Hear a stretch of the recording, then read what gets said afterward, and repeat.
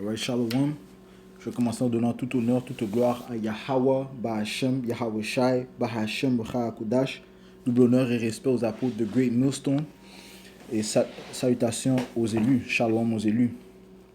Donc on poursuit sur le sujet de la réincarnation, portant sur Issa étant la réincarnation de Caïn.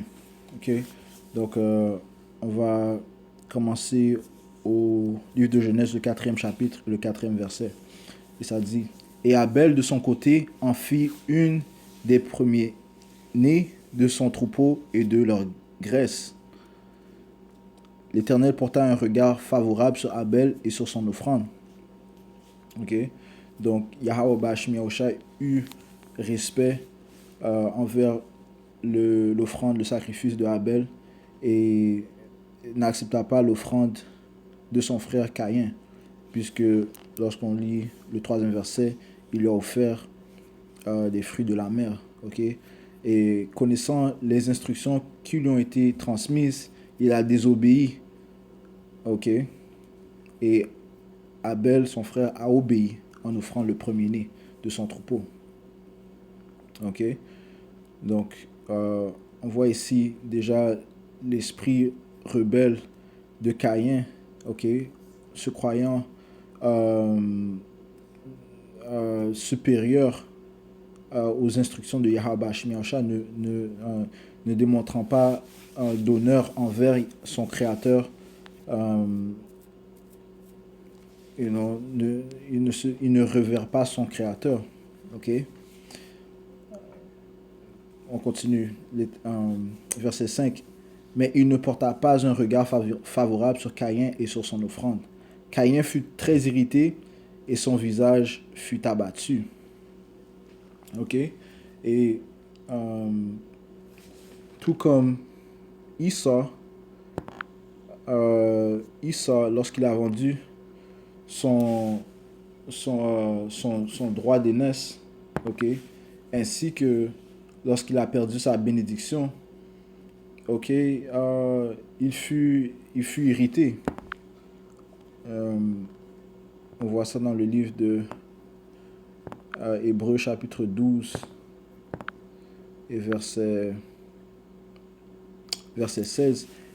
À ce qu'il n'y ait ni impudique ni profane comme Issa, qui pour un mets vendit son droit d'aînesse. Il a vendu son droit d'aînesse pour un mets. Donc, tout comme Caïn, il n'avait pas de respect envers la bénédiction du premier-né. Ok, la bénédiction que Yahweh Bashmi Yahushua donne au premier-né.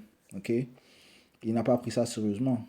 Ok, il va à l'encontre des instructions du Tout-Puissant. Ok, il ne tient pas compte de l'importance des instructions de Yahweh Bashmi Yahushua, son créateur.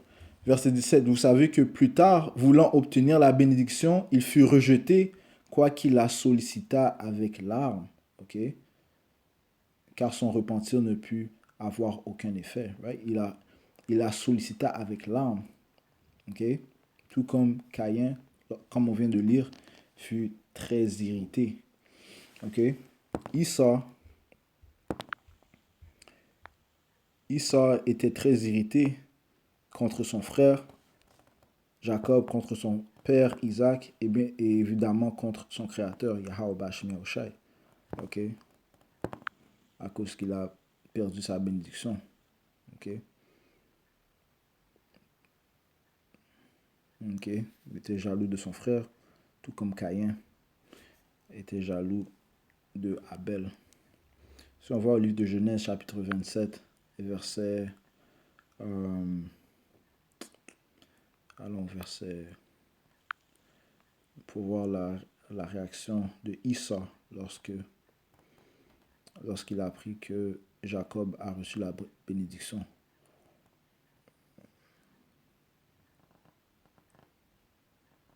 Le livre de Genèse, chapitre 27, et verset Verset 34. Lorsque Esau entendit les paroles de son père, il poussa de forts cris, plein d'amertume, ok, très irrité, comme Caïn. Ok, il poussa de forts cris, plein d'amertume, et il dit à son père, bénis-moi aussi mon père. Ok, donc il lève sa voix contre son père. Il est très irrité. Isaac, euh,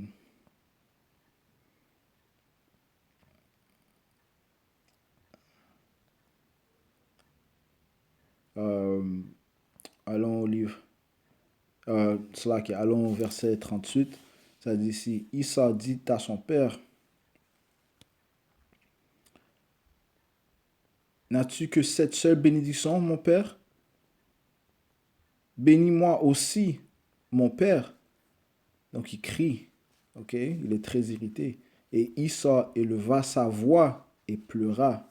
Isaac, son père, répondit et lui dit, et on lit par la suite la bénédiction qu'il a reçue. Mais euh, le point, c'est de démontrer comment Issa était très irrité. Ok, il éleva sa voix euh, contre son père. Il était, euh, il est très frustré contre son père, son frère et bien évidemment contre son créateur. Ok. Poursuivons au livre de Genèse chapitre 4 et verset 5. Verset 5. Mais il ne porta pas un regard favorable sur Caïn et sur son offrande. Caïn fut très irrité et son visage fut abattu. Et l'Éternel dit à Caïn, pourquoi es-tu irrité et pourquoi ton visage est-il abattu? Ok.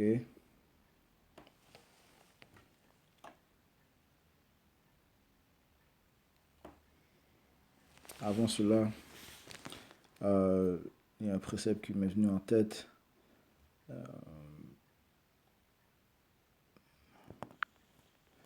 Allons au livre de Proverbes,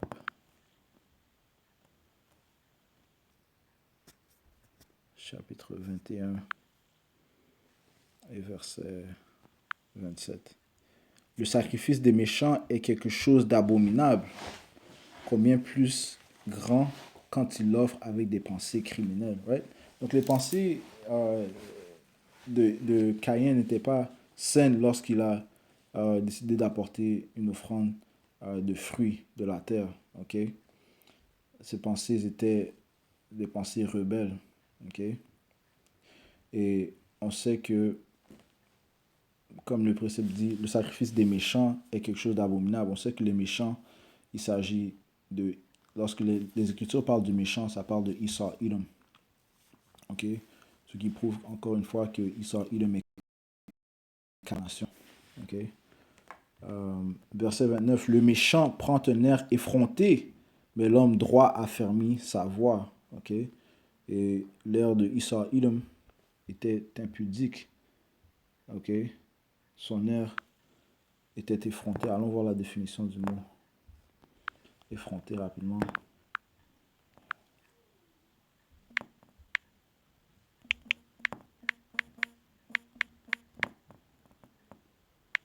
Effronté, synonyme. Hardi, audacieux, impertinent, arrogant, ok, cynique, audacieux.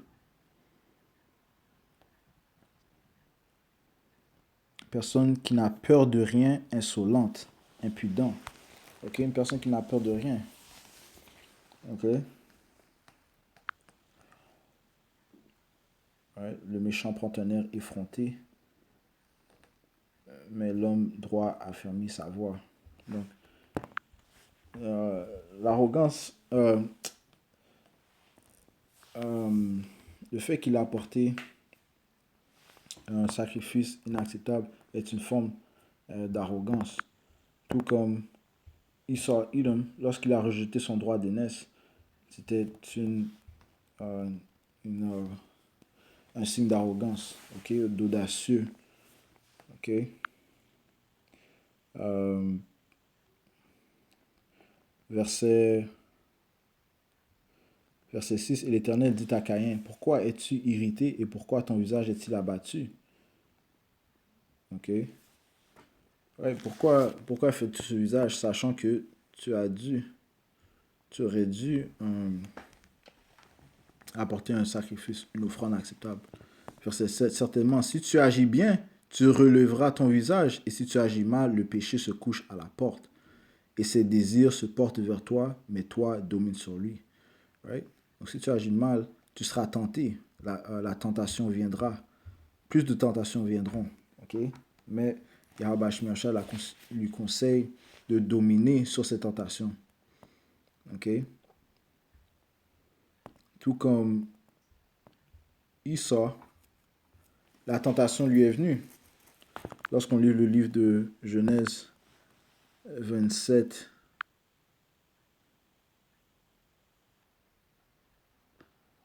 27 et 40, ça dit ici, verset 41, Esau conçut de la haine contre Jacob à cause de la bénédiction dont son père l'avait béni. Et Esau disait en son cœur, les jours du deuil de mon père vont approcher et je tuerai Jacob, mon frère. Ok? Et qui a ces pensées-là? Eh bien, allons voir les pensées de Caïn. Poursuivons au livre de Genèse, chapitre 4, et verset 8. Cependant, Caïn adressa la parole à son frère Abel, mais comme ils étaient dans les champs, Caïn se jeta sur son frère Abel et le tua. Ok? Donc, il a tué son frère Abel, tout comme Esau Edom a conçu dans sa tête de tuer son frère Jacob. Et il et présentement, il tue son frère Jacob. C'est lui qui l'oppresse. C'est lui qui le met en prison. C'est lui qui l'accuse constamment envers le Tout-Puissant. Ok? Euh, Ce qui prouve encore une fois que Issa est Caïn dans la réincarnation. Allons au livre de Amos, chapitre 1 et verset 11. Ça dit ici, ainsi par l'Éternel, à cause de 3 crimes d'Édom, même de 4, je ne révoque pas mon arrêt, parce qu'il a poursuivi ses frères avec l'épée, en étouffant sa compassion, right? Il n'a montré aucune pitié, okay? Parce que sa colère déchire toujours, right? Il n'a pas refusé les mauvaises actions, les mauvaises pensées, okay? Mais il a accepté les mauvaises pensées, il les a conçues et il a poursuivi à accomplir ses pensées impudiques, ses pensées iniques. Parce que sa colère déchire toujours et qu'il garde éternellement sa fureur. C'est écrit éternellement. Puisque jusqu'à ce jour, Esau, Edom, persécute son frère. Okay? Il tue, chasse son frère. Jacob, Israël. Tout comme Esau, tout comme Caïn a tué son frère Abel. Okay?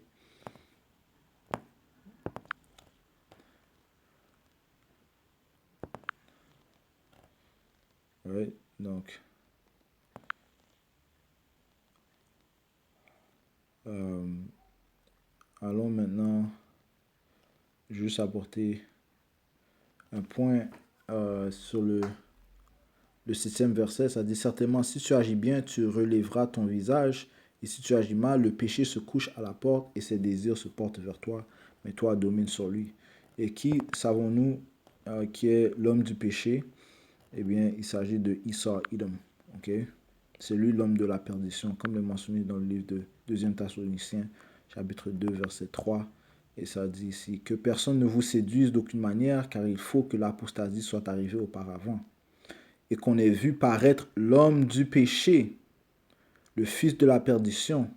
Okay? Donc il fallait qu'il soit dévoilé dans ces temps où nous nous trouvons. Okay? L'homme du péché, il en soi-disant en blanc, le fils de la perdition, l'adversaire qui s'élève au-dessus de tout ce qu'on appelle Dieu ou de ce qu'on adore jusqu'à ce que s'asseoir dans le temple de Dieu, se proclamant lui-même Dieu. Ok? Et c'est Issa Ilm qui est l'adversaire. Comment est-ce que l'on peut prouver? C'est lui qui met en place des lois qui sont à l'encontre des lois établies par le Créateur Yahweh Bashim Yahushai, telles que la promotion du mariage entre hommes et hommes, okay, l'homosexualité, le mariage entre femmes et femmes, okay,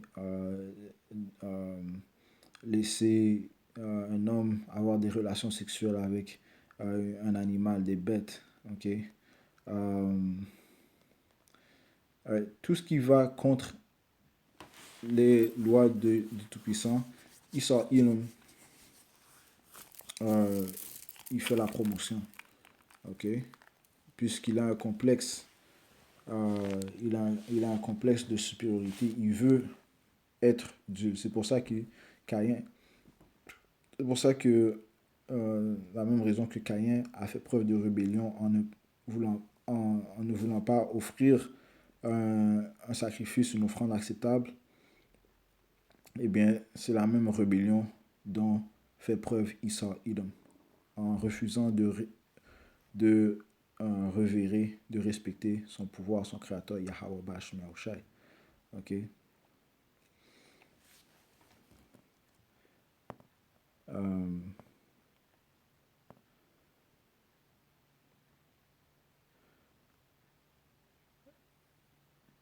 Allons au livre de Psaume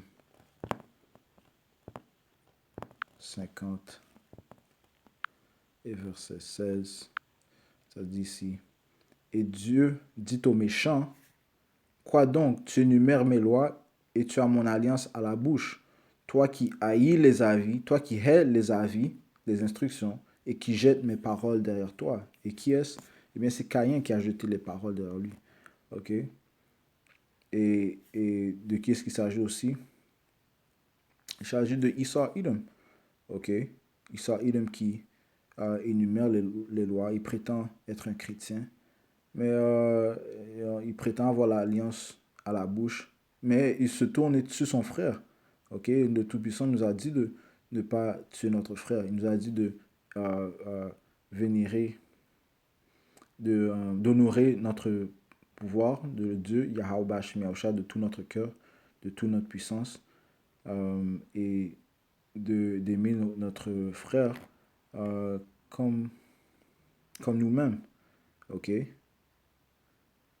ok, mais Issa Edom, il brise cette alliance.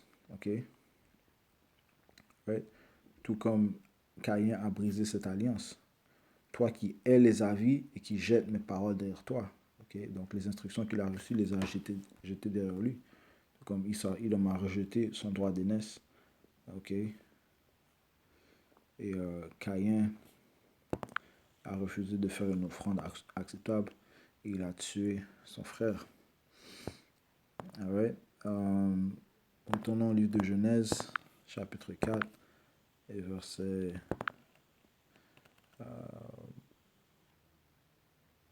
8. Cependant, Caïn adressa la parole à son frère Abel, mais comme ils étaient dans les champs, Caïn se jeta sur son frère Abel et le tua. L'Éternel dit à Caïn, où est ton frère Abel? Il répondit, je ne sais pas. Suis-je le gardien de mon frère? Encore une fois, un signe d'arrogance. Ok. Allons au livre de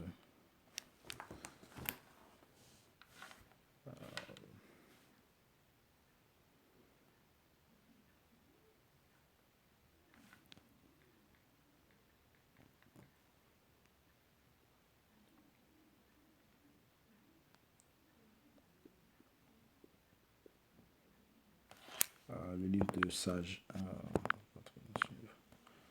livre de sagesse. Lis dans la Bible. Crampon. Sagesse. Non, pas sagesse. Siracide. Slovaquia. Le livre de Siracide. Chapitre 10. Et verset 12. L'orgueil commence quand l'homme se sépare du Seigneur et quand le cœur s'éloigne de celui qui l'a fait. Donc il s'est éloigné, il s'est séparé de Yahweh Bashim Yahushai. C'est pour cette raison qu'il a cet orgueil en disant et en mentant à son Créateur qu'il n'a pas vu son frère. Okay? Et il a même eu une approche arrogante en lui demandant s'il est le gardien de son frère. Ok? Ça dit ici, et Dieu, dit, qu'as-tu fait? La voix du sang de ton frère crie de la terre jusqu'à moi. Ok? Et tout comme nous crions aujourd'hui, ok? Nous crions à cause des abominations qui se produisent, ok? Du fait que l'impie règne sur nous. L'impie étant Esau Edom, qui est la réincarnation de Caïn. Ok? Maintenant, tu seras maudit de la terre qui a ouvert sa bouche pour recevoir de ta main le sang de ton frère. Ok? Donc, l'esprit d'Abel criait, ok, envers Yahweh Shai pour recevoir la justice, tout comme nos frères qui ont été mis à mort pour le témoignage de Yahweh sont en train de crier. Ok? Nos frères israélites, les prophètes, ils sont en train de crier. En fait, allons prendre ce verset, livre d'Apocalypse chapitre 6. Ils sont en train de crier vers le Tout-Puissant afin de recevoir la justice. Ok? Apocalypse 6 et 9, quand il ouvrit le cinquième sceau, je vis sous l'autel les âmes de ceux qui avaient été immolés à cause de la parole de Yahweh Bashmi Yahushai et à cause du témoignage qu'ils avaient rendu. Ils crièrent d'une voix forte en disant, jusqu'à quand, maître saint et véritable, tardes-tu à juger et à tirer vengeance de notre sang sur les habitants de la terre? Ouais. Donc, le même scénario se produit. Okay. Nos frères demandent la vengeance, demandent d'être vengés. Et nous aussi, nous demandons d'être vengés. Le livre d'Ézéchiel, chapitre 4, chapitre 9, verset 4, l'Éternel lui dit, passe au milieu de la ville, au milieu de Jérusalem, et fais une marche sur le front des hommes qui soupirent et qui gémissent à cause de toutes les abominations qui s'y commettent. Ok? Donc, Yahweh Shai écoute les prières, écoute les cris des justes. Et Yahweh Shai va certainement venger les justes. Ok? Tout comme Yahweh Shai. Tout comme Yahweh Shai va apporter un jugement sévère envers les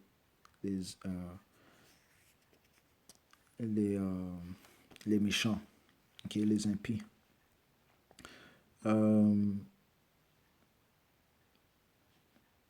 Verset 11. Maintenant, tu seras maudit de la terre qui a ouvert sa bouche pour recevoir de ta main le sang de son frère.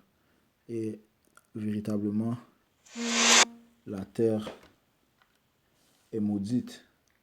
Ok? La terre est maudite à cause que l'impie est en train de régner. Le livre de Asie, chapitre 24 et verset 5. Le pays est profané par ses habitants car ils transgressaient les lois, violaient les ordonnances, ils rompaient l'alliance éternelle. Ok? Et ceci sont les actes que Esau Edom a commis. Ainsi, et c'est pour cette raison que la terre est maudite, ok, à cause de son règne, à cause que c'est lui qui règne, la terre est maudite, à cause qu'il transgresse les lois, que ce soit les lois, toutes les lois qui sont établies, ok, même les lois de la terre. Donc, après 6 ans, on est supposé laisser la terre avoir un repos d'1 an. Mais il ne donne pas une année sabbatique à la terre. Non, il fait la terre travailler constamment. Ok? Il transgresse les lois. Et la terre a un esprit aussi. Ok? La terre a un esprit. Ok? Je relis. Le pays est profané par ses habitants car ils transgressaient les lois, violaient les ordonnances et rompaient l'alliance éternelle. Ok? Right? Donc, il dans son pouvoir a rompu l'alliance éternelle. Ok? Il s'est détourné des lois, des statuts, des commandements de son pouvoir. Allons au livre de Job.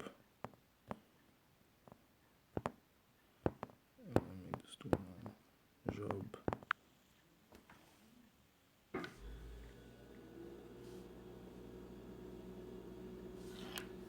chapitre 20 et verset 27. Et ça dit ici, les cieux dévoileront son iniquité et la terre s'élèvera contre lui. Ok? La terre s'élève contre Esau, Edom, qui est Caïn dans la réincarnation, à cause qu'il a transgressé les lois du pouvoir Yahweh Ba'ashim Yahushai. Donc, on va finir au verset 11 et à Barateza, on va continuer de 12 à 16 dans la prochaine leçon. Alright? Je vais finir en donnant tout honneur, toute gloire à Yahweh, Ba'ashim Yahushai, Ba'ashim Hakudash. Double honneur, respose à peu de Great Millstone et Shalom aux élus.